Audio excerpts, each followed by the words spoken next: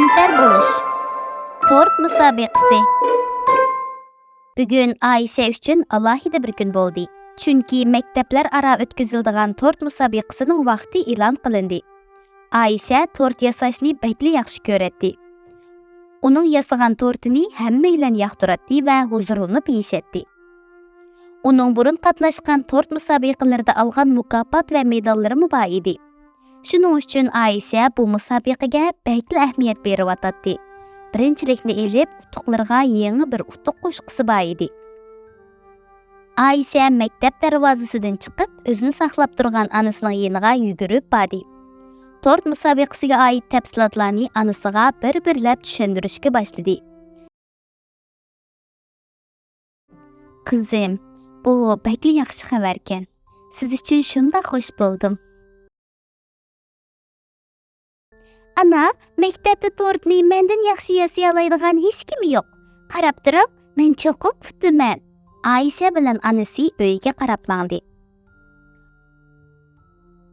Ayşe, qizim, atrofingizga bir qarang. Nima degan ko'p odamlar bor, shunday emasmi? Mush odamlarning har birining boshqalardan farqlanib turadigan bir talanti, ortiqchiligi bor. Ammo bu ortiqchiliklar faqat ularning tirishchanligi bilan qo'lga kelgan emas. Balki ulug' Allohning ularga ato qilgan hadiyasi. Xuddi sizning talantingizga o'xshash.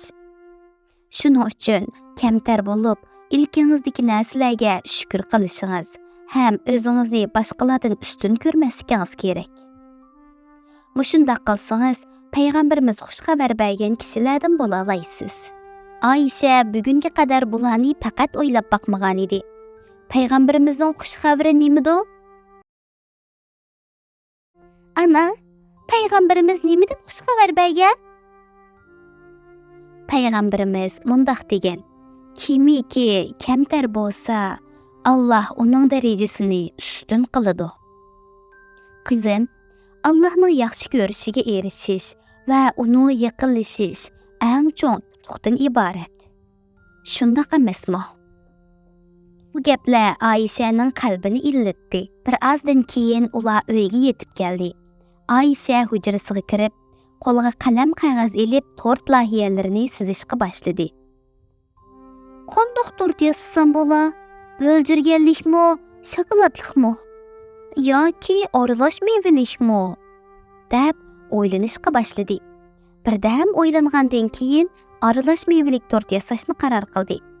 Amdi navbat tortning shaklini tanlashga keldi. Mana bu eng tasiri edi. Yurak shakilli qilsam qandoq bo'lar? Yoki yo'q, yulduz shakilli qilay. Yo'q, uni bo'lmag'idek. Eng yaxshisi rang-barang Hasan Husayn tort qilay. Ayşe amdi qandoq tort yasash haqida aniq bir qarorga keldi. Ayşe onasining yoniga berib, Hasan Husayn tort haqida o'ylaganlarini deb berdi. Qandoq deysiz ana? Bu tort bilan cho'qim birinchi bo'laman, shundaqmi? Jinim qizim, siz qo'lingizdan kelishicha tirishing. Natija qozonsangiz kamtar bo'ling. Bu natijaning Allohning sizga bergan hadiyasi ekanligini unutmang. Natija qozonolmasangizmi, ko'nglingizni yerim qilmang. Bu musobaqa sababli qanchalik xushal bo'lganligingizni va boshqa maktablardan yangi tanishgan do'stlaringizni o'ylang. Musobaqa kuni yetib keldi. Sallash natijasida ikki maktabdan ikki raqobatchi qolgan edi. Ularning biri Ayşe, yana biri qo'shni maktabdan qatnashgan Merdan. Har ikkilan onasining yordami bilan o'ylab chiqqan tortlarini yasab chiqqan edi. Lekin men yengib olsam Merdan qandoq bo'lib ketdi? Balkim yengilib qolganlik uchun ko'ngli bek yerim bo'la. Kashki har ikkimiz tang xushal bo'la olgan bo'lsak, deganlarni xiyolidan o'tkazdi. Arqadilla uning kallasiga bir aql keldi va tortiga azroq o'zgartish kirgizdi. Mevalar bilan chiqargan Hasan Husayn shaklining bir uchiga o'zining maktabining, yana bir uchiga Merdanning maktabining ismini yozdi. Amdi bu tort ikki maktab orasidagi do'stlikqa simol qilindi.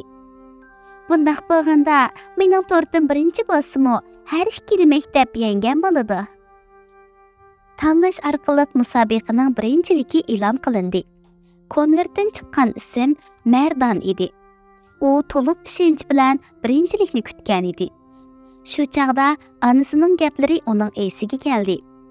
Anasi kamtarlikning Allohning yaxshi ko'rishiga erishtiradiganligini, eng cho'ng utuq ekanligini aytgan edi. Ayşe o'zini darhol o'ngshab, do'stini chin ko'nglidan tabrikladi. Dal shu chaqda sahnaga yana bir konvert keldi.